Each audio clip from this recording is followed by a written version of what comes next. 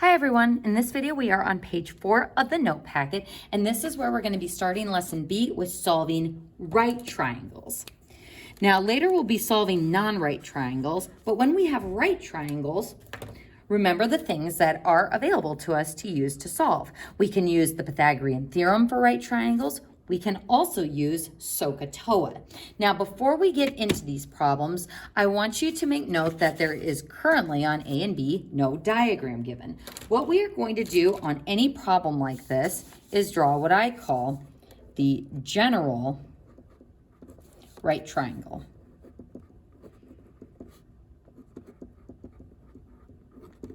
Now, the general right triangle, I normally draw it as looking like a 45, 45, 90. You can draw the right angle or the right triangle however you wish, but there are two values that are automatically locked in. We always refer to the right angle as angle C and the side opposite from it as side C. This corresponds to the Pythagorean theorem where C is your hypotenuse. Now, I can put angle A up here or down here, but what's important is that if angle A is up here, side A has to be directly across from it. So however you label those angles, the opposite side that corresponds with it has to be across from it. So normally, folks, we use capital letters to designate angles, and we use lowercase letters to represent sides. So this general right triangle setup is something you will want to have memorized.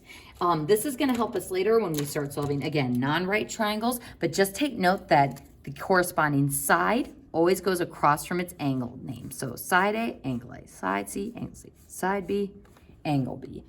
And again, you can have these angles shuffled around, but for the most part, I tend to draw them as such. So what we're going to do on this first problem is we are going to solve a right triangle with a measure of angle C is equal to 90 degrees, A is 15, and B is 10. Now first, let's talk about the directions to this problem. It says solve a right triangle. When we see the instructions to solve a triangle, that means to find all sides and all angles. So find all the sides and all of the angles. So currently we know one of the three angles, and currently we know two of the three sides. So folks, I'm going to outline kind of my procedure that I use for solving any right triangle, no matter what values you are given, no matter what is missing. Step 1, use the given side angle relationship. Use the given side angle relationship. So our given information is the angle C and those sides that we are given. Step number 2 is determine the trig function that relates that side angle relationship. So using SOHCAHTOA. So we know that we want to solve this triangle. First, let's go ahead and organize our given information in the general right triangle. So I'm going to go ahead and draw a left justified right triangle. There's my right angle. Angle C, side C. I'm going to name this angle A, which means this has to be side A. This is angle B, which means this has to be side B. And now I'm going to fill in the information that we know. We know angle C is 90 degrees. So again, that's why I drew this as a right triangle. Now the other thing is, this tells me that we want the mode on our calculator to be in degrees as well. Now, when we're solving triangles, ladies and gentlemen, we're always going to want to be in degrees. We don't really mess around with radians when we're just straight up solving for values in a triangle. So on your calculator, I would go ahead and just make sure that your mode is in degrees, which mine is in. Hooray! So now we're going to fill in our given information. A is equal to 15. B is equal to 10. And C, we don't know. So this is my given information.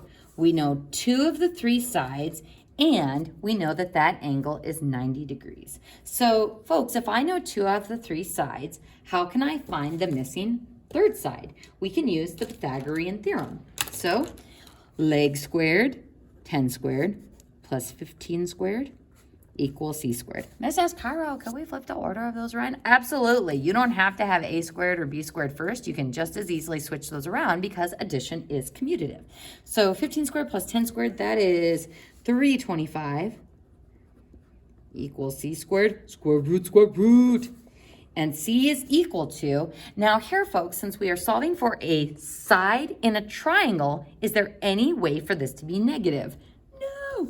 So we're gonna make this a positive.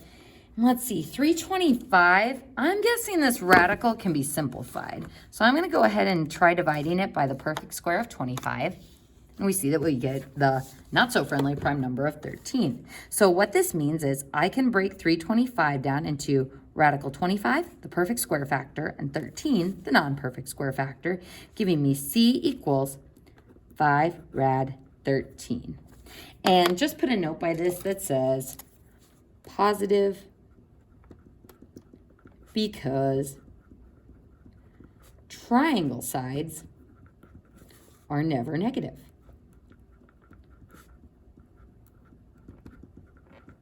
So that is my first missing value in this triangle. So 5 radical 13. So let's go ahead and start looking at how we are going to solve for the rest of the information in this triangle, namely the angles, using the procedure outlined above. It says use the given side angle relationship.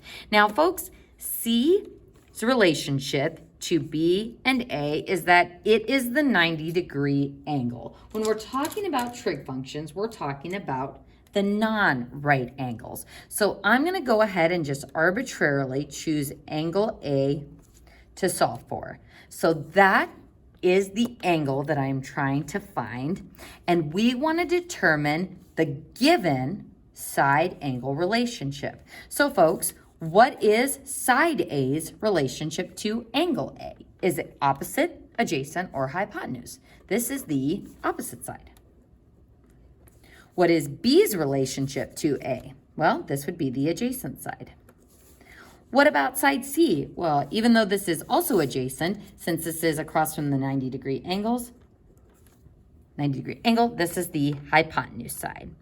Now, folks, we could use any pair of these sides in the trig relationship SOHCAHTOA. We could use opposite and hypotenuse, adjacent and hypotenuse, opposite and adjacent. Now, if I were you, I'd be looking at this one going, you know, I had to solve for this one, and just in case I done goofed with simplifying my radical or solving, I try to avoid my calculated answers as much as possible. This is why we want to use the given side angle relationship. So using my given relationship, we've got opposite and adjacent, or OA. So is that so? Nope. Ka? Nope. It's TOA. So because I have O and A, or opposite and adjacent, for OA, that means the relationship between this angle and this side, those sides, is tangent. So since we have opposite over adjacent for the given, our setup is going to be tangent of the angle is equal to the side relationship of opposite 15 over adjacent 10. 15 over 10. Now, we could reduce that straight away, or we can go straight into solving this using our calculator and showing our work. So folks, how are we going to get that A by itself? Don't say divide by tangent. How do we get rid of tangent? We inverse tangent both sides. So tangent to the -1 and to the -1. So goodbye tangent, hello angle A, and this will be equal to inverse tangent, making sure you're in degrees first, inverse tangent of 15 over 10, or you can do inverse tangent of 3 over 2. So notice that if you reduced it, you would get the same answer as if you used the original. And let's go ahead and round to the 10th place for our angle. This would be 56.3 degrees. Now, could we do the same thing for B and say, well, this relationship is now opposite and this relationship is now adjacent, and use arctangent or inverse tangent to solve for B? We could do that, but the easiest way to solve for the last angle, when we know 2 out of the 3 angles, is simply to use our fact that there are 180 degrees in a triangle. So if I subtract the right angle and subtract the angle I just found, ta-da! Angle B is equal to 33.7 degrees. So we've been harping on units all year long. Make sure you use that happy little degree notation whenever you are finding an angle. So folks, we have now solved the triangle. We know all 3 sides, and we now know all 3 angles. So let's go ahead and take it up a notch and look at our next problem, which is a story problem. From a point 340 feet away from the base of the Peachtree Center Plaza in Atlanta, Georgia, the angle of elevation to the top of the building is 65 degrees. Find the height h of the building. So 340 feet away, an angle of elevation. Now I know from teaching geometry that sometimes angle of elevation, angle of depression throws students off. Angle of elevation means we are looking up towards the top of the building. So let's go ahead and draw a building. Oh yeah, good building. And we are from a point 340 feet away from the base of this building. So from this point to 340 feet away. The angle of elevation to the top of the building is 65 degrees. So from this point that's 340 feet away, if I look up towards the building, this angle of elevation is 65 degrees. So from the ground, looking up, is my angle of elevation. Now what we want to know is the height h of the building. Now, if you're looking at that going, can we just use the Pythagorean theorem? The answer is no, because we only know 1 of the sides instead of 2 out of the 3 sides like we did on the last problem.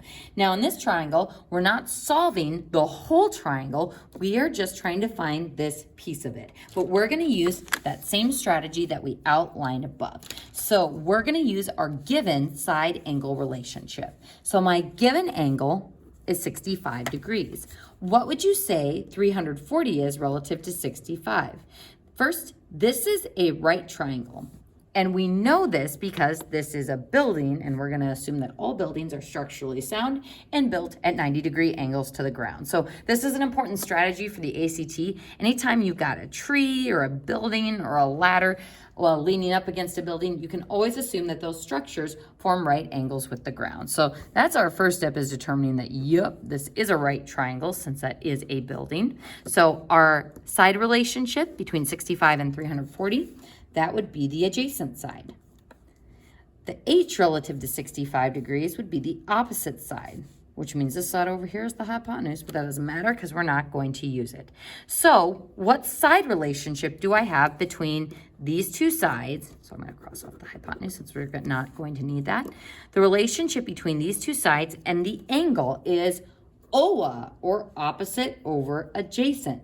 So that means the tangent of 65 degrees is going to be equal to opposite h over adjacent 340.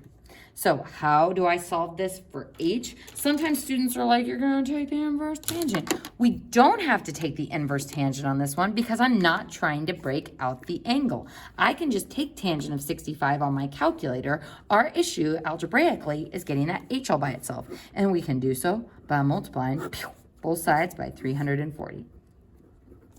So on my calculator, 340 times tangent of 65. We get h is equal to 729.1 what?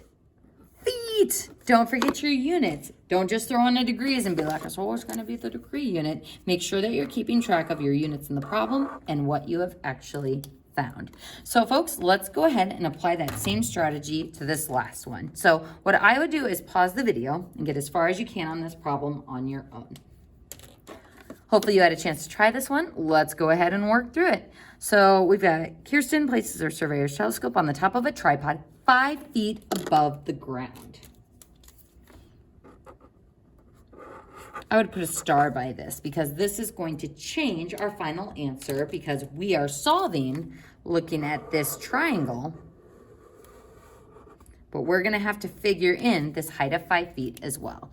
So she measures an 8-degree elevation above the horizontal to the top of the tree that is 120 feet away. And we want to know how tall the tree is. So we want to know T, how tall the tree is. Now, this is just how tall the triangle part of the tree is. After we solve for T, we're also going to have to add that 5 feet to it. So folks, using that same strategy, our given angle is 8 degrees. What is T, the side we're trying to find's relationship to 8 degrees? It is opposite. What is 120 feet relative to 8 degrees? Well, first, maybe we should note that since this is a tree, this angle is a right angle, which means this side is the hypotenuse, which means this side would need to be the adjacent side. So if we have OA, the trig relationship that we are going to use to tie all this info together is tangent. So tangent of 8 degrees is equal to opposite T over adjacent 120. How do we solve for T? We're going to multiply both sides by 120. And using our calculator, T will be equal to 16.9, what? Feet. But this just gives us this kind of leafy part of the tree. How tall the tree is needs to also factor in how far off the ground this little telescope is, which is 5 feet. So to find the total height of the tree, we're going to need to add 5 feet to it, which means the height of the tree is 21.9 feet. So just be careful, make sure you're fully answering the question, make sure you've labeled your diagram correctly, and make sure, as always, you are using units. And that concludes page 4 of the notes.